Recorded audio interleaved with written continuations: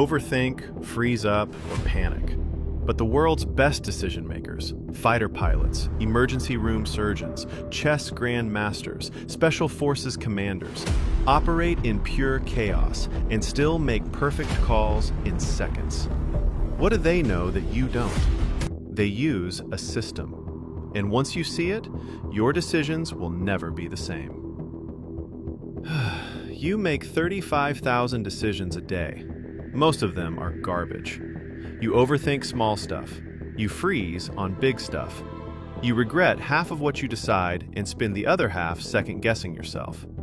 Meanwhile, a fighter pilot at 1,500 miles per hour with missiles incoming makes the right call in under 2 seconds, every time. A Navy SEAL commander decides who lives and who dies in a dark alley in 3 seconds flat. An ER surgeon with 5 critical patients in one operating room picks the right person to save in under a minute. They're not smarter than you. They're not calmer than you.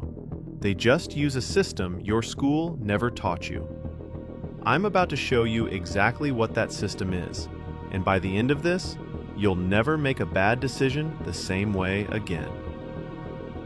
Chapter 1. The loop everyone else is missing. Most people think good decisions come from gathering more information. Wrong. More information doesn't help you decide faster. It makes you slower. Psychologist Barry Schwartz wrote an entire book about this. He called it the paradox of choice. More options, more information, more analysis. It paralyzes you. You felt it. Standing in a Netflix queue for 45 minutes deciding what to watch. Refreshing the same job listings for 3 weeks without applying. Buying nothing because there are too many choices. You're not being careful, you're being useless. Fighter pilots don't have 45 minutes. They have 2 seconds. So the United States Air Force built them a system. It's called the OODA loop. It was invented by Colonel John Boyd. He was one of the most influential military strategists in American history. Here's how it works. Observe, orient, decide, act. 4 steps, faster than blinking. Observe. You take in raw data. Not opinions about the data, not feelings about the data, just what's actually there. Orient. You filter that data through your experience and training instantly. Decide. You pick a move. Act. You execute immediately. Then you loop back. Observe again. Has anything changed? Adjust. Loop again. Boyd studied fighter pilot combat and figured out something brutal. The pilot who completes the OODA loop faster wins. Always. Not the smarter pilot. Not the more experienced pilot. The faster looper. Average people don't loop. They get stuck. They observe, they orient, and then they just sit in the decision phase for days, weeks, years. They never act. They wait for certainty. Here's the problem, though. Certainty doesn't exist. Certainty is a myth. The best decision makers don't wait for perfect information. They act on good enough information and then adjust. Jeff Bezos calls this a bias for action. He tells his executives at Amazon, most decisions are reversible. Act fast, adjust later. A slow decision made with perfect information is almost always worse than a fast decision made with good enough information. Why? Because while you're waiting to be certain, the world changed. What was a good decision yesterday is now a bad decision today. You missed the window. Average people worship certainty. Elite decision makers worship speed. But speed alone will get you killed. That's where the second piece comes in. Chapter 2. The illusion of rational thinking. You think you make decisions rationally. You don't. Nobody does. Daniel Kahneman won a Nobel Prize proving this. His research shows your brain operates on 2 systems. System 1 is fast, automatic, emotional, and runs 95% of the time. System 2 is slow, logical, analytical, and exhausting. When you think you're being rational, you're mostly just letting System 1 make the call, and then using System 2 to justify it afterward. You didn't reason your way to the answer. You felt your way to the answer, and then built the logic around it. This isn't a flaw, this is evolution. System 1 is why humans survived predators for 200,000 years. It's incredibly powerful. But here's the problem though. System 1 was built for a different world. It was built for a world where threats were lions, and the solution was run or fight. It was not built for a world where threats are salary negotiations, investment decisions, and relationship choices. System 1 still treats every threat like a lion. So when you get a difficult email from your boss, your brain activates the same stress response as being chased by a predator. Your cortisol spikes. Your prefrontal cortex, the rational part, goes offline. You make a panicked, impulsive, survival mode decision. Then you wonder why you said that thing you said, or made that call you made. You didn't decide, your nervous system decided. Fighter pilots know this. That's why their training isn't just about flying, it's about training System 1 to make the right calls automatically. They drill scenarios until the correct response is hardwired. They don't think, they just do. And the correct thing just happens to come out. Psychologist Gary Klein studied this for decades. He called it recognition-primed decision-making. Expert decision-makers don't analyze options. They pattern match. They see a situation, their brain matches it to a pattern from training and experience, and the right answer surfaces instantly. Chess grandmasters don't calculate every move. They see the board and immediately feel the right move. Experienced ER doctors don't run through diagnostic trees. They see a patient and immediately know what's wrong. Fire commanders don't analyze fire behavior. They feel when a building is about to collapse before they can explain why. The difference between you and them is the size of their pattern library. They've seen more, done more, failed more. They have more patterns to match to. You can compress that process. Here's how. Chapter 3, the pre-mortem. Most people do post-mortems. They look backward after something failed and figure out what went wrong. Idiots, that's too late. The best decision makers in the world do pre-mortems. Psychologist Gary Klein invented this. It works like this. Before you make a decision, imagine you already made it. It's 6 months from now. The decision failed completely. Everything went wrong. Now ask yourself, what went wrong? Work backward. What were the 3 most likely reasons this collapsed? This does something brilliant to your brain. It bypasses your optimism bias. Most people are irrationally optimistic about their own decisions. Studies show humans consistently overestimate their chances of success by 30 to 40%. You think your startup has a 70% chance of succeeding? It has a 15% chance. You think you'll finish that project in 2 weeks? It'll take 2 months. The planning fallacy. Daniel Kahneman again. You systematically underestimate how long things take, how much things cost, and how many things can go wrong. Pre-mortems force your brain to engage with failure before it happens. When you vividly imagine the failure, you suddenly see risks you were ignoring. You shore up weaknesses. You create contingencies. You make a much better decision. But here's the problem though. Pre-mortems only work if you're honest with yourself. Most people aren't. They run a pre-mortem and then explain away every risk they find. Oh, that won't happen to me. Oh, I've handled that before. This is called confirmation bias. Your brain is designed to find evidence that confirms what you already want to do. You want to take the job. Your brain will find 10 reasons why the red flags don't matter.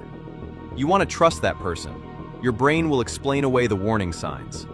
Warren Buffett has a solution. He calls it the newspaper test. Before making a major decision, ask yourself, would I be comfortable if this decision appeared on the front page of a major newspaper? Both versions. The headline if it goes well, the headline if it goes horribly. If the bad headline would destroy you, reconsider. Most people only imagine the good headline. That's why most people make terrible decisions. Hit subscribe before you forget. We fix leaks here. Chapter 4. Why smart people make dumb decisions. Here's the one nobody talks about. Smart people make the worst decisions under pressure. Why? Because they overthink. They have more mental models, more frameworks, more possible interpretations. Their brains generate more options. And more options means more paralysis. This is called analysis paralysis. But it gets worse. Smart people are also better at rationalizing bad decisions. The smarter you are, the better you are at building convincing arguments for whatever you already want to do. Psychologists call this motivated reasoning. You're not using your intelligence to find the truth. You're using your intelligence to defend what you already believe. This is why brilliant people believe insane things. They're not stupid. They're smart enough to out-argue anyone who challenges them, including themselves. The solution isn't to be dumber. The solution is to stress test your thinking against opposition. Charlie Munger, Warren Buffett's partner, has a rule. You cannot say you understand something until you can argue the opposite position as well as its best defender can. You think you should take that job? Argue the case against it as hard as you can. Steelman the other side. If you can't do that, you don't actually understand your own decision. You're just rationalizing. Elite decision makers actively seek out people who will challenge them. They build teams of disagreeers. They reward people who push back. Jeff Bezos has a concept called disagree and commit. You make your case. The team argues against it hard. If you still believe you're right, you say, I disagree, but I'll commit and execute. Then you commit completely. No half measures. No, I told you so waiting in the wings. You either won the argument and everyone executes, or you lost the argument and you still execute fully. This is why Amazon moves fast. No consensus paralysis. Clear decisions, full commitment. Average companies run everything by committee. Diluted decisions that nobody actually believes in. Elite companies make clear calls and commit completely. Your brain is the same. A committed wrong decision often beats an uncommitted right one. Why? Because execution quality matters more than decision quality on most things. A mediocre strategy executed brilliantly beats a brilliant strategy executed with hesitation. Napoleon understood this. He said, never interrupt your enemy when he is making a mistake. But he also said, the most dangerous moment is the moment of victory. Because victory breeds complacency. Complacency breeds bad decisions. Here's the thing though. You can know all of this and still freeze. Because knowledge isn't the problem. Emotion is the problem. Chapter 5. The Emotion Override. Studies of people who had brain damage to their emotional processing centers showed something terrifying. They couldn't decide anything. Simple decisions, what to eat for lunch, whether to reschedule an appointment. They analyzed endlessly and never committed. Why? Because decisions require emotion. Emotion is the vote-casting mechanism of the brain. Logic generates options. Emotion picks one. Without emotion, every option looks equally valid. You need your emotional brain, but you can't let it run unchecked. Elite decision makers don't suppress emotion, they label it. Research by Matthew Lieberman at UCLA shows that when you label an emotion, you reduce its activation in the amygdala by up to 50%. You're scared? Say it. I am scared. Out loud. Your brain processes it as information instead of a threat. Navy SEAL training uses box breathing for exactly this. 4 seconds inhale, 4 seconds hold, 4 seconds exhale, 4 seconds hold. Repeat 4 times. What does this do? It activates your parasympathetic nervous system. It takes your stress response offline. It brings your prefrontal cortex back online. You go from survival mode to decision mode in under 2 minutes. They don't use this because they're not scared. They use it because they are scared and they need to function anyway. Courage isn't the absence of fear. Courage is being scared and deciding properly anyway. But even with a calm nervous system, there's one final trap almost everyone falls into. Chapter 6. The Commitment Trap. You made a bad decision 6 months ago. You've been losing money on it ever since. But you can't stop. Why? Sunk cost fallacy. You've already invested so much. The money, the time, the identity you built around the decision. You keep throwing resources into a dead project, a failing relationship, a collapsing strategy. Not because the future looks good, but because the past already happened, and you can't let it be wasted. Idiots. The past is gone. It does not exist. Money already spent is gone. Time already invested is gone. The only question is, given where you are right now, with what you have right now, what is the best decision to make for the future? Nothing else. The past is irrelevant. But your brain doesn't work that way. Your brain hates losses twice as much as it loves equivalent gains. This is called loss aversion. Daniel Kahneman again. You feel the pain of losing $100 about twice as intensely as the pleasure of winning $100. So abandoning a bad decision feels like a massive loss, even though continuing the bad decision is a bigger loss. This cognitive illusion has destroyed companies, governments, armies, and careers. The Vietnam War was partly driven by sunk cost fallacy. Leaders kept escalating because they couldn't accept that the previous losses were already wasted. More soldiers died to justify the soldiers who already died. This is insane. And you do this in your own life every single day. The way out is simple but brutal. Separate decision from identity. Most people tie their ego to their decisions. If I admit this was wrong, that means I am wrong. I am stupid. I failed. But the best decision makers treat their decisions like science experiments. A hypothesis. You tested it. It failed. You got data. You update. You move on. Scientists don't feel shame when an experiment fails. They feel information. Every failed experiment is progress.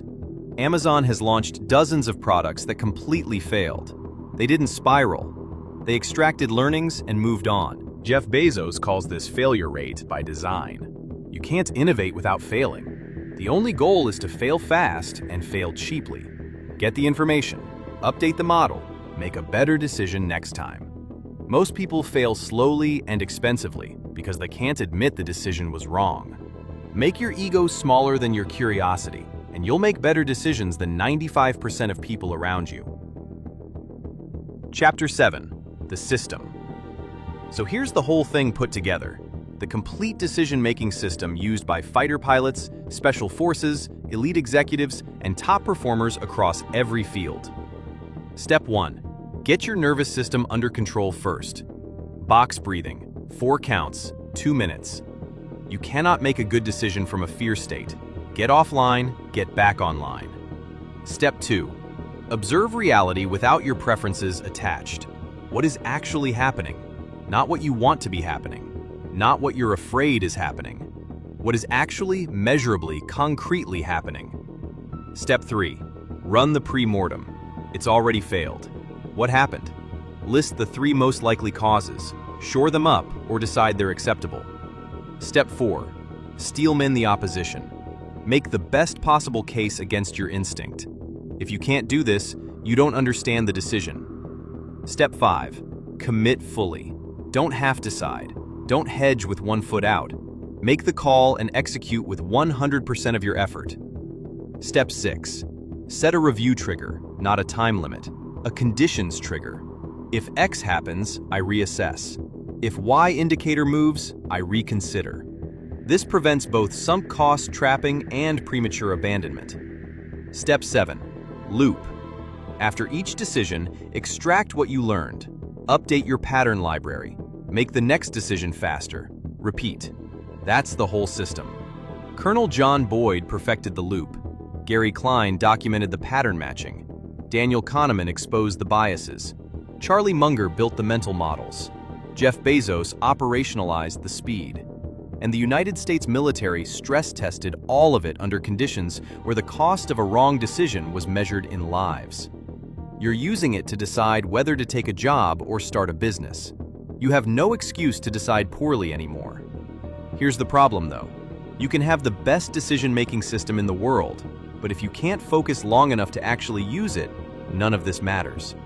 Most people's brains are so wired for distraction that they can't sit with a hard decision for more than 45 seconds before reaching for their phone. That's why I made this video breaking down exactly how to detox your brain from cheap dopamine and restore the deep focus you had before smartphones broke you.